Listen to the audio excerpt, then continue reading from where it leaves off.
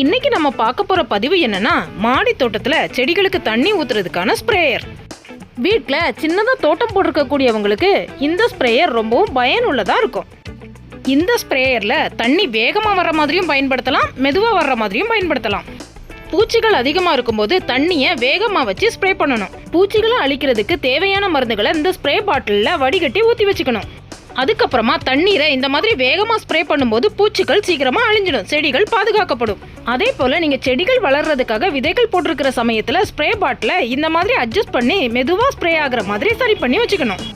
இது போல் மெதுவாக தண்ணீர் விடும்போது விதைகள்லேருந்து வளரக்கூடிய செடிகள் எந்த ஒரு பாதிப்பும் இல்லாமல் அழகாக வளரும். இந்த 2 லிட்டர் ஸ்ப்ரே பாட்டில் ஆன்லைனில் 300 ரூபாய்க்கு வாங்கணும். உங்களுக்கு தேவைப்பட்டுச்சுன்னா லிங்க் கொடுக்குறோம், நீங்களும் பார்த்து வாங்கிக்கோங்க. இந்த பாட்டில் சின்னதாக தோட்டம் வச்சிருக்கிறவங்களுக்கு ரொம்பவும் பயனுள்ளதாக இருக்கும். அடுத்ததாக இதை எப்படி பயன்படுத்தலாம் அப்படிங்கிறத பார்க்கலாம். பாட்டில் வாங்கும்போது இந்த மாதிரி செட்டாக எல்லாமே மாட்டி தான் வந்தது. பாட்டில் பிளாஸ்டிக்கில் இருந்தாலும் தண்ணி ஸ்ப்ரே ஆகக்கூடிய இடம் பித்தளையில் இருக்கிறதுனால சீக்கிரமாக உடையிறதுக்கான வாய்ப்புகள் இல்லை. பாட்டிலோட மூடியை நம்ம கழட்டி பார்க்கும்போது உள்ள ஃபில்டரும் பம்பும் இருக்குது. இந்த ஆரோவில் காமிச்சிருக்கிறது தான் ஃபில்டர். இது வழியாக தான் தண்ணீர் வடிகட்டி மேலே வரும். நம்ம பாட்டிலில் ஊற்றக்கூடிய தண்ணியையும் வடிகட்டி தான் ஊற்றணும். இந்த டியூப் வழியாக மேலே வரக்கூடிய தண்ணீர் இந்த பிராஸ் மூலமாக ஸ்ப்ரே ஆகுது. இப்போ இந்த பாட்டிலில் பூச்சிகளை அழிக்கக்கூடிய மருந்தை ஃபில்டர் பண்ணி ஃபில் பண்ணிக்கலாம்.